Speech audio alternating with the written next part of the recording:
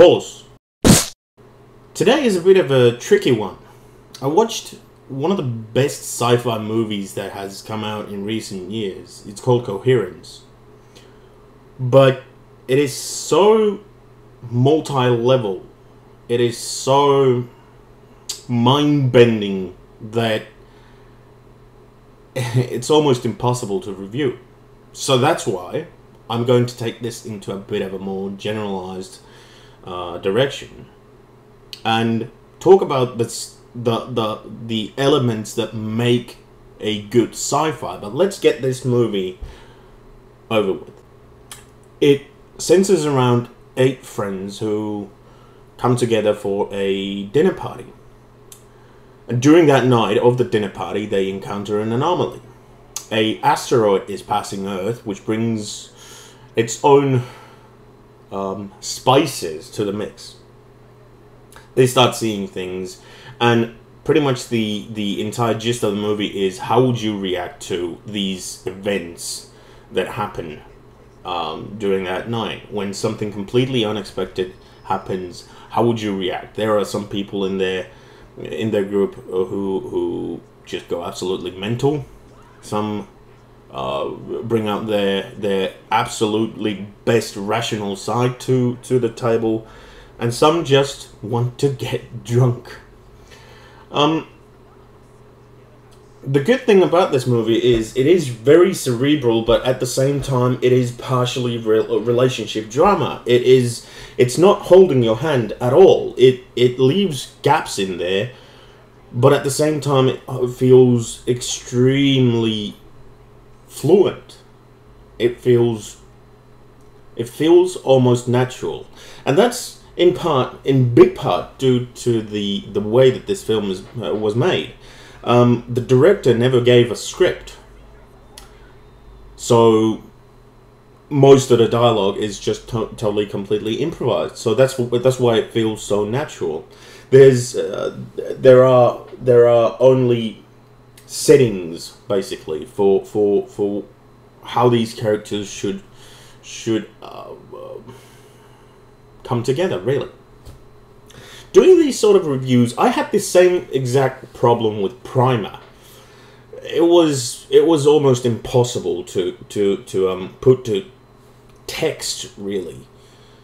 It was so mind-bendingly, almost mind-numbingly convoluted, but in a good way. And that's, I think, science fiction should be that. It shouldn't be straightforward. It should make you think, and it should make you chew on this premise that it gives you, and these subjects and topics that it gives you. You should when you leave the theater or leave your TV or computer screen or whatever wherever you're watching it, it should leave you pondering those scenes and that whole movie and the story that it was trying to bring forth for a long time. Now, a word of warning: this movie really is not for your average Friday night. It will twist your preconceived notions of people, of physics, of reality, really. But it'll also tear you apart. In trying to think what I'd do in that sort of situation, and in trying to decipher what was going on, I found myself just rewinding bits of it, just going back. No, wait, I'd do this. No, wait, what if that happens when I do this? So then I couldn't do this, and so on and so on. So it is very cerebral, this movie. A good sci-fi needs that. We've had way too many examples in the past, let's say a decade, where a great science fiction story has been completely watered down just by inserting copious amounts of CGI and effects.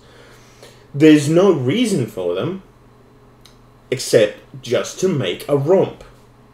One of my favorite examples is I, Robot. The original book was a collection of 9 stories that really dealt with Are the robots that we produce, are they just as flawed as us? Do they want something better for themselves? Are they an image of us? Or is it something completely different altogether? And are those flaws a flaw in their programming, or is it the flaws of the programmer that made them? Very interesting stuff. The other end of the spectrum really is Primer, really. Time travel, metaphysics, mind-bending storyline, and the way it was shot. It was almost all handheld cameras and so on. Really made you think, what if time travel was possible? In this one, basically the question that this movie brings forth is, what if? What if you could do things differently? What if you could go back? What if you weren't the person you are today? How would you do things differently in order to get to a different resolution in the end? And if given the chance, you could do some things differently, would you take that chance? And it's a very interesting dilemma. I see it as a dilemma because, well, obviously time travel isn't possible as far as we know today. But what is it that makes... what makes it science fiction, then?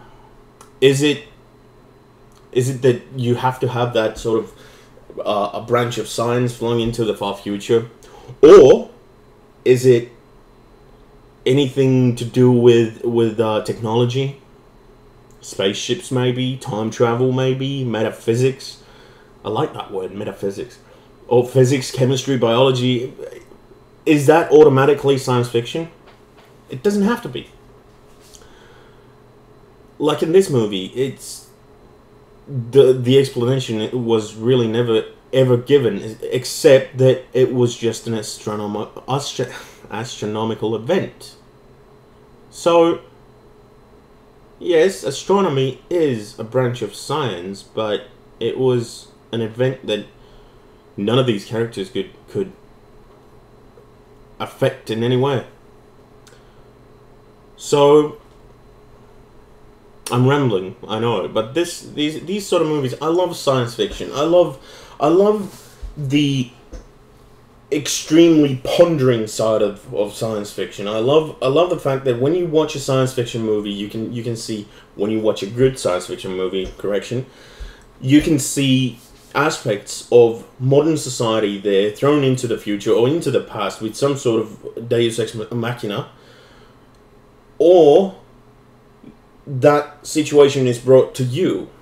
There are pretty much the absolute spectrum, the polar opposites of the spectrum are really basically Primer and Coherence right over here, and then you have your Star Wars, and well, Star Wars basically, because that's just a science fiction fairy tale. Has really little to no rhyme or reason to it, but at the same time it is highly enjoyable. But it just doesn't make you think at all. And then we have the middle ground with your Star Treks and